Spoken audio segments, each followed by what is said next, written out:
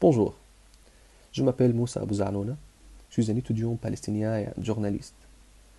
Je suis venu en France en 2017 comme un boursier du gouvernement français.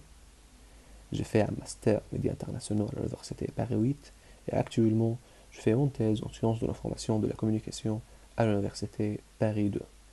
C'était pas facile pour moi de venir de Gaza. Je devais postuler pour la bourse du gouvernement français qui a pris presque un an de préparation. Et après avoir été choisi, c'était trop compliqué pour moi de partir de Gaza qui vit sous le blocus militaire de l'occupation israélienne depuis 2006. La vie des étudiants gazaouis est très compliquée. Nos universités sont toujours ciblées par les frappes aériennes de l'occupation israélienne pendant les agressions sur Gaza. En même temps, les taux de chômage sont très élevés. Ça veut dire qu'il est en mission presque impossible pour les étudiants de trouver un travail après être diplômés. Et les frais de scolarité sont chers aussi.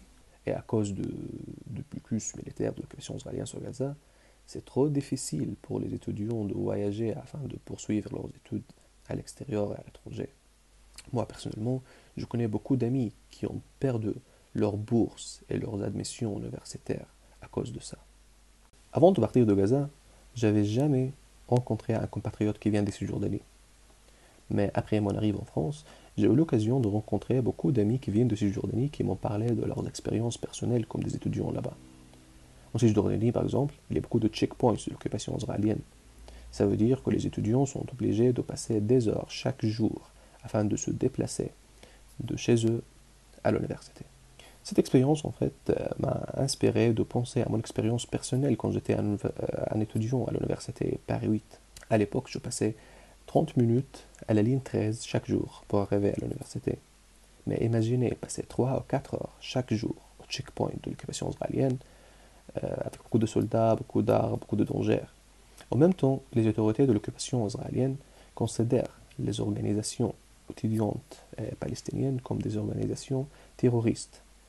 Et depuis le début de l'année, plus que 60 étudiants et étudiantes ont été arrêtés par les autorités de l'occupation. Actuellement, il y a plus que 250 étudiants et étudiantes prisonniers dans les prisons de l'occupation israélienne. Militants et militantes comme Maïs Abou Roche, Layan Kayed, Ili Abou Hajle, Roba Asi et des autres qui savent bien qu'il y a des mouvements de solidarité avec eux et elles partout dans le monde et ils l'apprécient bien.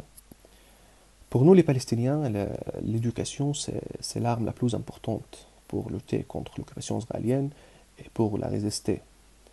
Et avec votre solidarité, on sera toujours plus fort.